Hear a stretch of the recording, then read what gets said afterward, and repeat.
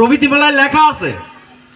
আপনারা আপনার সন্তানের জন্য শিক্ষকদের দায়ী করবেন, প্রশ্ন করবেন।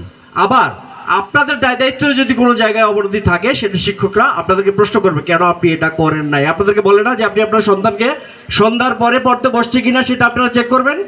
ঠিক তেমনি আপনারাও পাল্টা প্রশ্ন করবেন যে আমার সন্তান শূন্য মেধায় আসছে, আপনি কতটুকু মেধা আমার সন্তানের ভিতরে তৈরি করে দিতে পারছেন। একটা বিদ্যালয় তিনটা শব্দের সমন্বয়: শিক্ষা, বিদ্যা এবং জ্ঞান। শিক্ষা হলো একটা প্রক্রিয়া, বিদ্যা হচ্ছে আমার অর্জিত কোনো একটা বিষয়ে জ্ঞান, মানে যেই পড়ালেখাটা আমি করলাম নির্দিষ্ট একটা সাবজেক্টে, আমি সায়েন্স দিয়ে পড়ছি, আর্টস দিয়ে পড়ছি, অথবা যেটাতে পড়ছি সেটাতে যা অর্জন করলাম সেটা আমার বিদ্যা। আর এটাকে কাজে লাগিয়ে আমি রাষ্ট্র, সমাজ এবং এই বিশ্বে কি উপকার করতে পারলাম, আমার জ্ঞান ধ্যান আমি কতটুকু কাজে লাগাতে পারলাম, সেটাই হচ্ছে জ্ঞান। তো এই তিনটা জিনিসের পার্থক্য যদি আমরা না বুঝি, যে শিক্ষা প্রতিষ্ঠানে শুধু শিক্ষাই না, শিক্ষা প্রতিষ্ঠানে তিনটা জিনিস, এই তিনটা জিনিসের পার্থক্য বুঝাইতে হবে। সামনে অনেকগুলো লাল চেয়ার আছে, আসলে কি চেয়ারটার কালার লাল? কখনোই না। আমরা যেটাকে লাল দেখি এটা কালার লাল না, কারণ লাল ছাড়া যতগুলো কালার আছে দুনিয়াতে সবগুলোর সংমিশ্রণ হচ্ছে এই চেয়ারটা। এই যে আমি বললাম যে এই চেয়ারের কালার লাল না, কেন লাল না, এই চিন্তা ছাত্রদের মাঝখানে তৈরি করতে হবে।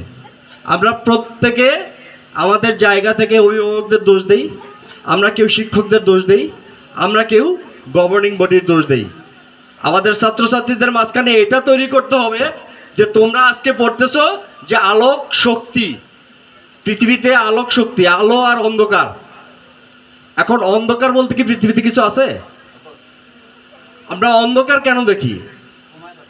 কারণ যেখানেই আলোর অনুপস্থিতি সেখানেই অন্ধকার, যেখানেই আপনার তাপের অনুপস্থিতি সেখানেই ঠান্ডা, যেখানেই ন্যায় নাই সেখানেই অন্যায়।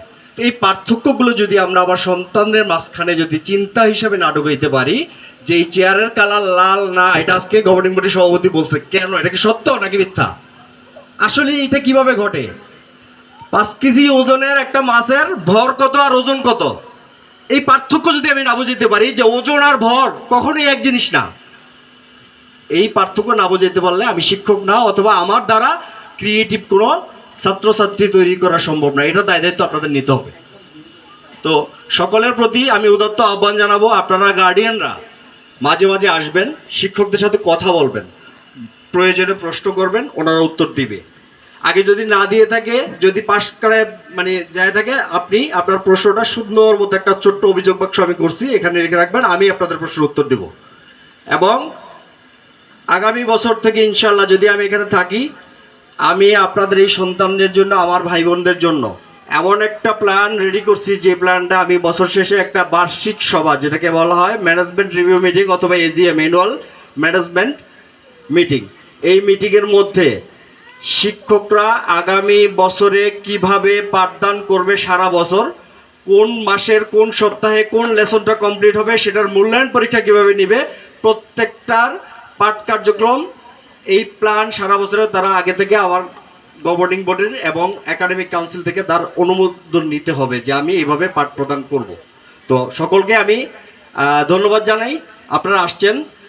আমরা আমাদের পক্ষ থেকে চেষ্টা করব, এবং এই যে সামনে যে কয়েকটা দিন, এই 3টা শ্রেণীর পরীক্ষা, তোমাদের উদ্দেশ্যে বলতেছি, প্লাস গার্ডিয়ানদের উদ্দেশ্যে বলতেছি, আপনারা আপনাদের ছাত্রছাত্রী যারা আছে, অনেক মা বাবা আছেন যে আপনার মেয়ে 10ম শ্রেণীতে পড়ে, আপনি হয়তো বা 10ম শ্রেণীতে পড়েন নাই, আপনি জানেন না, আপনি বোঝেন না তার পড়াটা কি।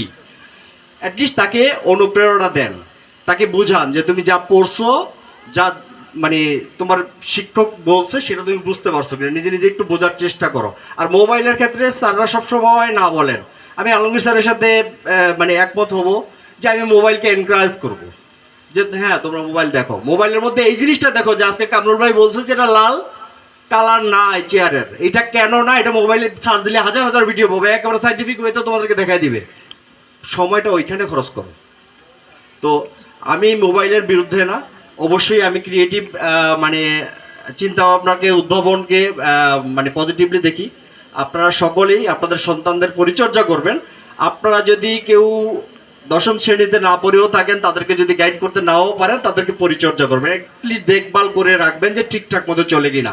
বাকি দায় দায়িত্ব এই বিদ্যালয়ের শিক্ষক, গভর্নিং বডি এবং সচেতন সমাজ, আমরা দায় দায়িত্ব নিলাম আগামী বছর থেকে ইনশাল্লাহ, এই এখন থেকে আগামী বছর পর্যন্ত আপনাদের ছেলে মেয়ে যারা আছে, আমাদের ভাই বোন যারা আছে, প্রত্যেকের জন্য একটা সুন্দর প্রতিষ্ঠান আমরা তৈরি করব, যেখানে জ্ঞানের চর্চা হবে, যেখানে মেধার বিকাশ ঘটবে, একটা সুন্দর আর শ্রীনগর একটা সুন্দর চরফিলিজ আমরা উপহার দিতে পারবো, একটা মেধাবী জাতি আমরা তৈরি করবো ইনশাল্লাহ। এই আহ্বান জানিয়ে আপনাদের সকল